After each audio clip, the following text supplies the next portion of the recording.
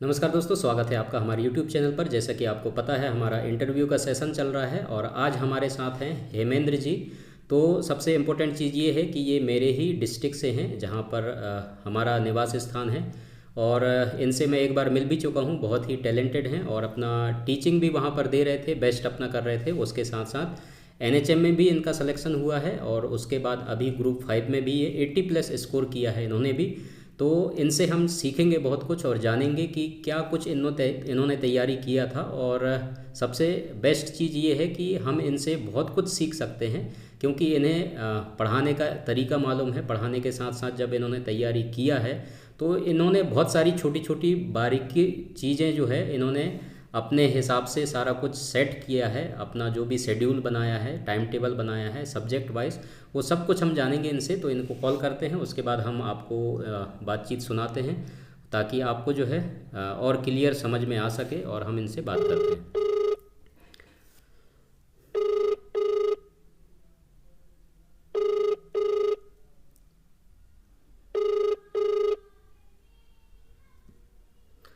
Hello. Hello. हाँ हेमेंद्र जी, स्वागत है आपका हमारे चैनल पर। और सबसे पहले तो बधाई आपको कि आपका ग्रुप 5 में सिलेक्शन हुआ है लैब टेक्नीशियन के पोस्ट पर। तो हमारे चैनल की तरफ से और सभी की तरफ से आपको बहुत बहुत ढेर सारी बधाई है सबसे पहले।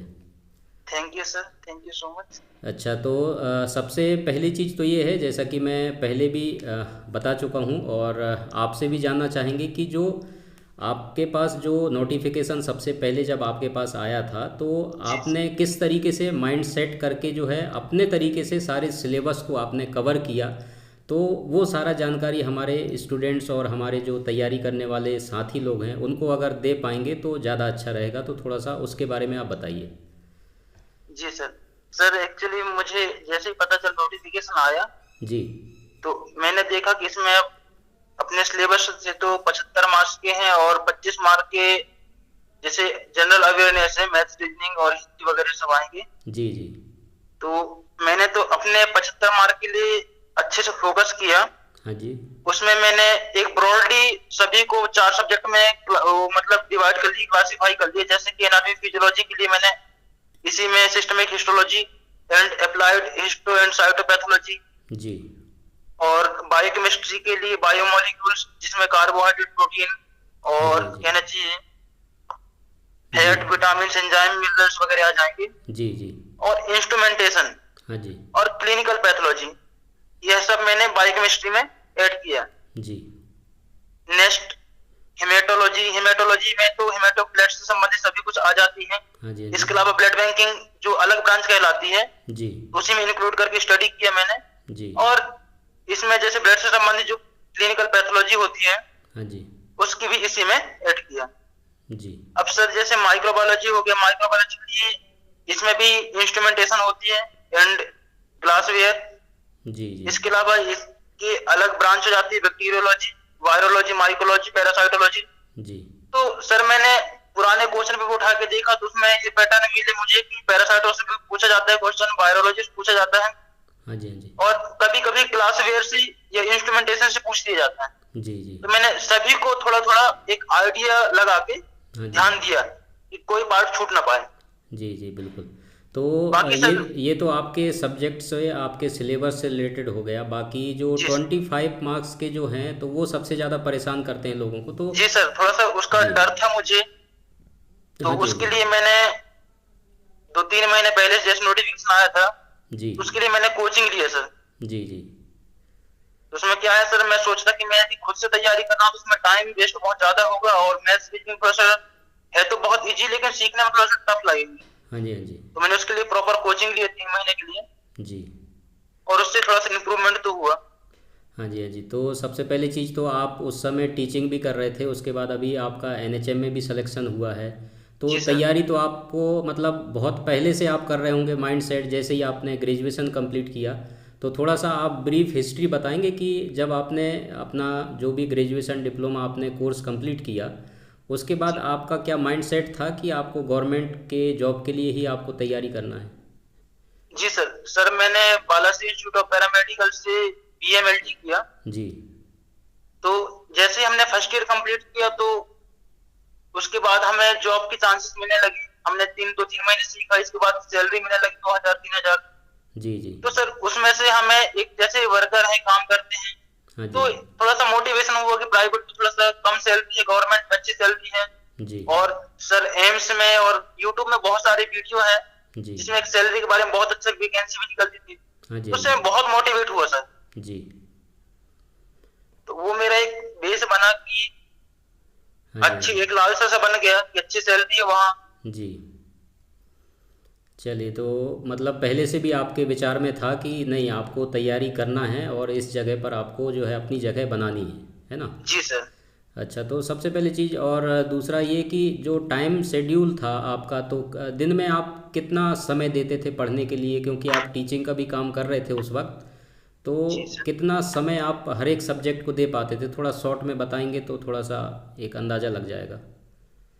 जी सर। सर मैं नर्मदा पैरामेडिकल कॉलेज डिंडोरी में टीचिंग कर रहा था, जी। तो मुझे टीचिंग करने के अकॉर्डिंग मुझे पढ़ना तो पड़ता ही था। हाँ जी। हाँ जी। इसके अलावा मैं पर डे 2-3 घंटे का टाइम दे ही देता था जी।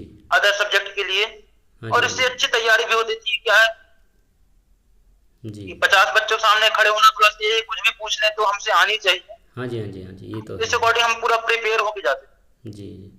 अच्छा, उन लोगों से आप क्या कहना चाहेंगे? ठीक है, आप तो पढ़ाई कर रहे थे क्योंकि आपको पढ़ाना भी है, और बाकी लोग जो प्राइवेट जॉब कर रहे हैं, छोटे पैथोलॉजी लैब में काम कर रहे हैं, तो उनके पास तो उतना समय होता नहीं है और वो पढ़ाई पे उतना ध्यान नहीं दे पाते, केवल काम करते हैं, थक के आते हैं और वो थोड़ा सा समय नहीं दे पाते। तो उनके लिए थोड़ा सा आप सलाह देंगे कि किस तरीके से वो अपना टाइम मैनेज कर सकते हैं? सर मैं तो सबसे पहले यही कहूंगा सर कि यदि संभवतः हो सके तो अपने पूरे सब्जेक्ट को क्लासीफाई कर लें और हाँ। उसके अकॉर्डिंग ही तैयारी करें तो अच्छा होगा। जी जी। क्या है सर, सभी टॉपिक से, चाहे वो ग्लासवेयर हो या इंस्ट्रूमेंटेशन हो हाँ जी। या कि हिस्टोपैथोलॉजी हो, तो एग्जाम में क्वेश्चन कोई भी टॉपिक से बन सकता है। इसका कोई क्राइटेरिया नहीं होता किसी से बनेगा। हाँ जी। हाँ जी। बस एमएलटी ग्रुप है, एमएलटी ग्रुप में कहीं से भी क्वेश्चन उठा के दे देगा। जी जी। और सर बिल्कुल। ये 25 मार्क के लिए जो जनरल अवेयरनेस है उसके लिए तो मैं यही कहूंगा सर कि अभी से तैयारी करें तो अच्छा होगा। हाँ जी। नोटिफिकेशन आने के बाद शायद इसके लिए टाइम बहुत कम बचती है, बिल्कुल बिल्कुल।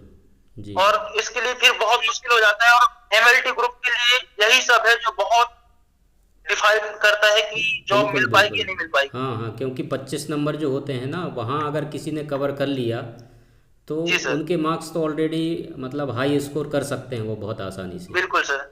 हाँ, ये तो बहुत मायने रखती है सर ज्वाइनिंग होने के लिए, सिलेक्शन होने के लिए। बिल्कुल बिल्कुल, क्योंकि बहुत सारे लोग ऐसे हैं अभी भी वेटिंग में हैं और कुछ पॉइंट से कुछ लोग रह जाते हैं, तो बहुत जी दुख सर। होता है इस बात को। तो क्या सर, जैसे प्राइवेट में जॉब कर रहे हैं कोई भी लैब में, हॉस्पिटल में, हाँ जी। हाँ तो जी। वहाँ उससे संबंधित इंस्ट्रूमेंटेशन देखते हैं, उसमें विचार भी आती है कि इस बारे में क्या होता है, कैसे होता है, क्या प्रिंसिपल है, तो सीख ही जाते हैं। हाँ जी। हाँ जी। लेकिन ये 25 मार्क बहुत ज्यादा मायने रखते हैं। तो बहुत बड़ी बात है, आप इतना बारीकी से हर एक चीज़ों को ध्यान दिया, और बाकी लोग, जितने लोग हमारे चैनल के माध्यम से सुन रहे हैं, उनको बहुत कुछ सीखने को मिल रहा होगा।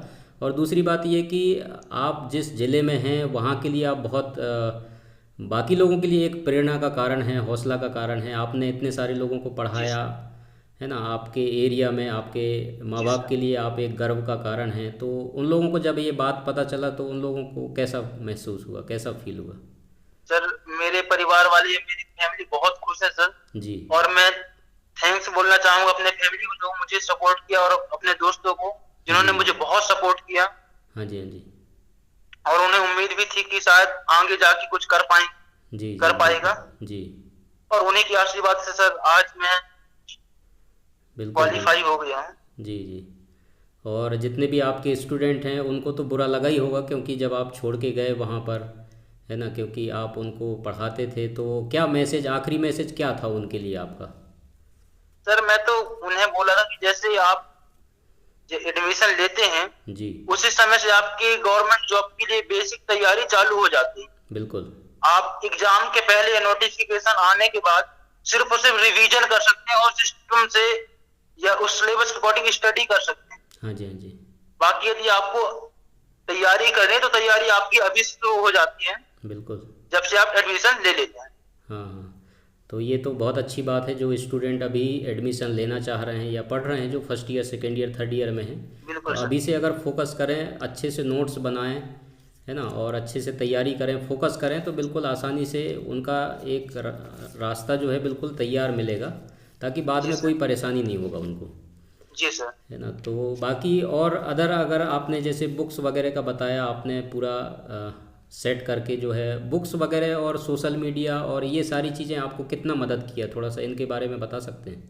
सर बुक्स के लिए तो सर गोटकर की बुक मैंने अच्छे से, मतलब मेरे पास है भी और मैं उसी को रेफर किया।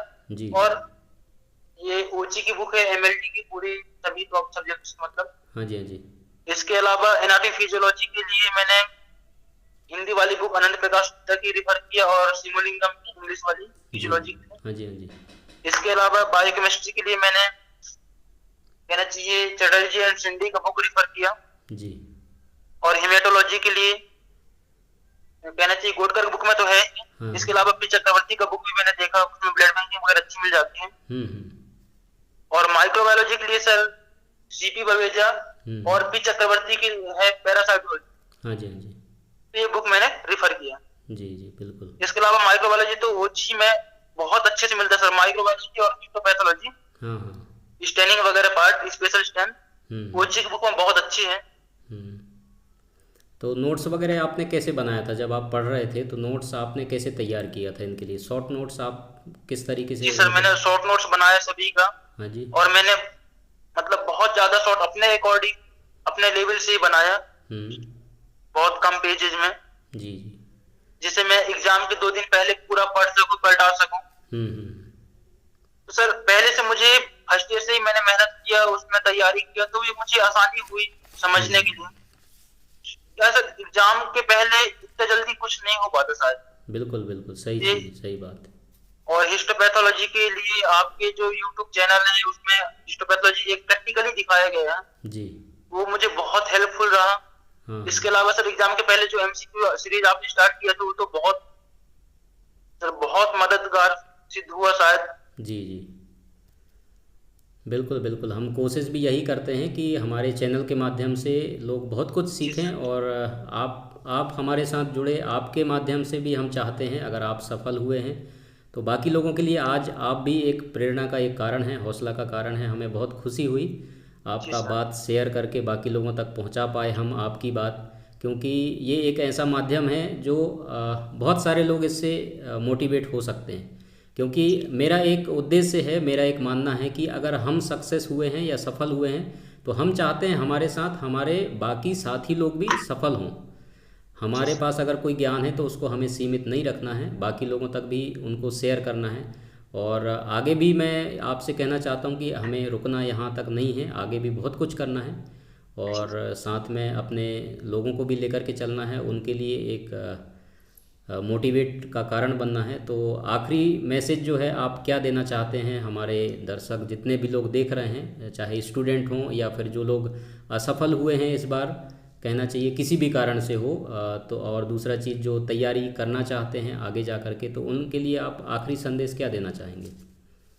सर जैसे जो अभी न्यू एडमिशन लिए हैं या लेना चाह रहे हैं या फिर रनिंग में है, जी वो तो सर अभी से फोकस करके तैयारी करें कि हमें गवर्नमेंट जॉब में ही जानी है। जी जी बाकी सर जो अभी थोड़ा सा असफल हो गए हैं उनके लिए सर थोड़ा सा कहीं ना कहीं भूल हो गई होगी, जी तो बिल्कुल, वो थोड़ा सा अपने आप में देखें और उसे सुधार करें। अभी वैकेंसी आती है, बहुत सारी वैकेंसी है अभी, जी तो सर आने वाले समय में उनकी भी पोस्टिंग हो ही जाए। जी जी बिल्कुल बिल्कुल बिल्कुल।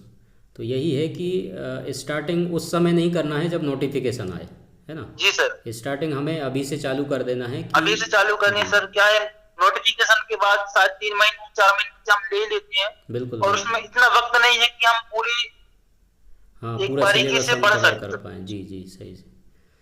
चलिए, तो बहुत बहुत शुक्रिया हेमेंद्र जी आपका, आप हमारे चैनल के माध्यम से बाकी लोगों तक अपनी बात पहुंचाए और बहुत सारी चीज़ें, इंपॉर्टेंट चीज़ें आपने शेयर किया।